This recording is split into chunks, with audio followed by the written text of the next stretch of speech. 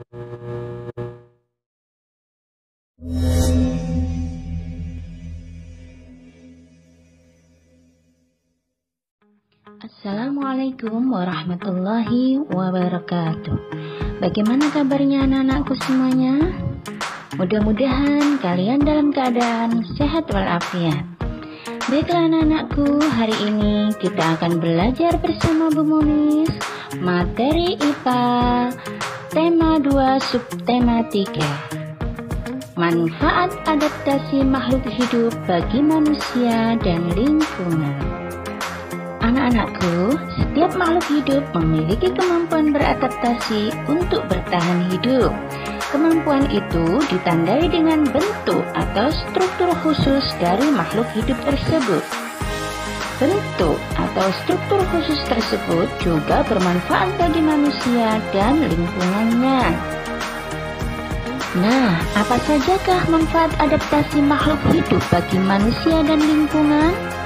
Ayo kita simak bersama contoh-contoh berikut ini. Lidah buaya. Lidah buaya memiliki habitat di darat dan mampu bertahan di lingkungan kering. Lidah buaya dapat menyerap populasi udara di sekitarnya. Daging lidah buaya dapat dimanfaatkan untuk perawatan rambut dan obat luka bakar.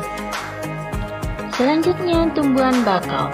Tumbuhan bakau hidup di pantai. Tumbuhan bakau memiliki akar tunjang yang berfungsi menahan tumbuhan dari terjangan ombak. Tumbuhan bakau berguna untuk mengurangi abrasi. Selanjutnya, tumbuhan karet. Tumbuhan karet menghasilkan getah pada batang untuk melindungi diri dari hewan herbivor. Masih ingatkah anak-anak apakah hewan herbivor? Selanjutnya, getah karet dapat dimanfaatkan manusia untuk membuat ban atau sepatu bot. Cacing tanah. Cacing tanah menghasilkan kotoran yang menyuburkan tanah. Gerakan cacing di dalam tanah juga membuat tanah berpori, sehingga tanah mampu menyerap air dan nutrisi dengan lebih baik. Selanjutnya, domba. Domba memiliki rambut tebal yang berfungsi untuk menghangatkan tubuh saat suhu lingkungan rendah. Rambut domba dimanfaatkan manusia untuk membuat serat wol. Bisakah anak-anak menyebutkan contoh yang lain selain yang ibu sebutkan tadi?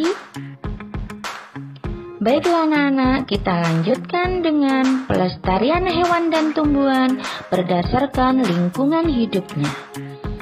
Tumbuhan dan hewan dapat mengalami penurunan populasi, misalnya karena habitatnya rusak atau karena banyak dimanfaatkan manusia.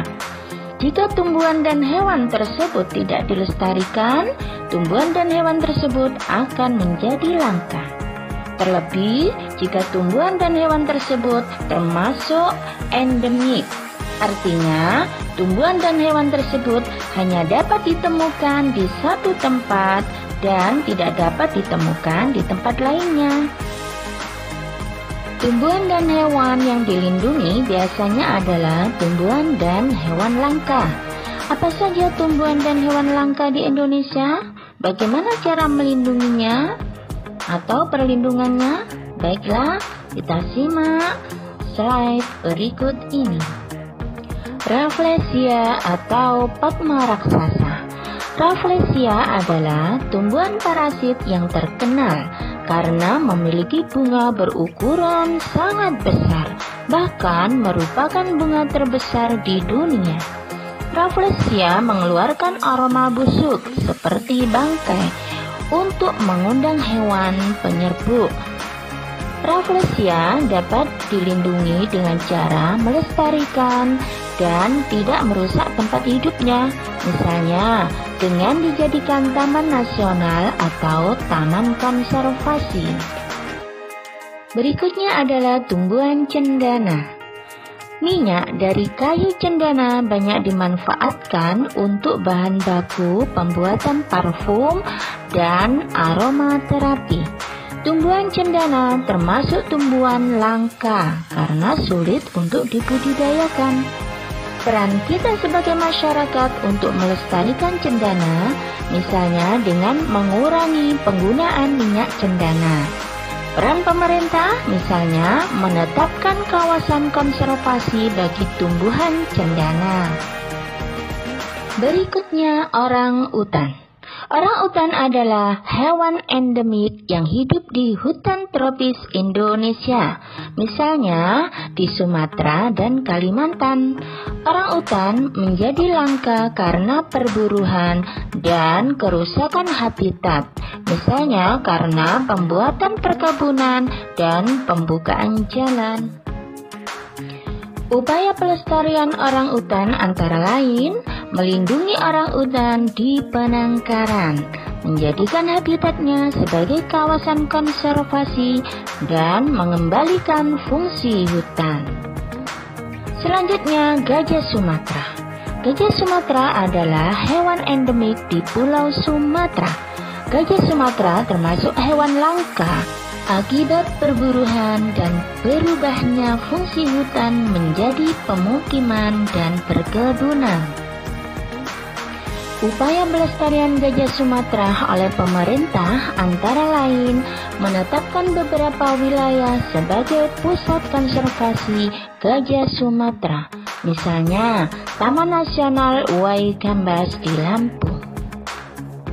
Nah, anak-anak, ayo sekarang sebutkan tumbuhan dan hewan langka Indonesia yang kamu ketahui. Ceritakan cara pelestarian tumbuhan dan hewan langka tersebut. Selamat belajar. Sampai jumpa di lain kesempatan. Jangan lupa tetap jaga kesehatan. Wassalamualaikum warahmatullahi wabarakatuh.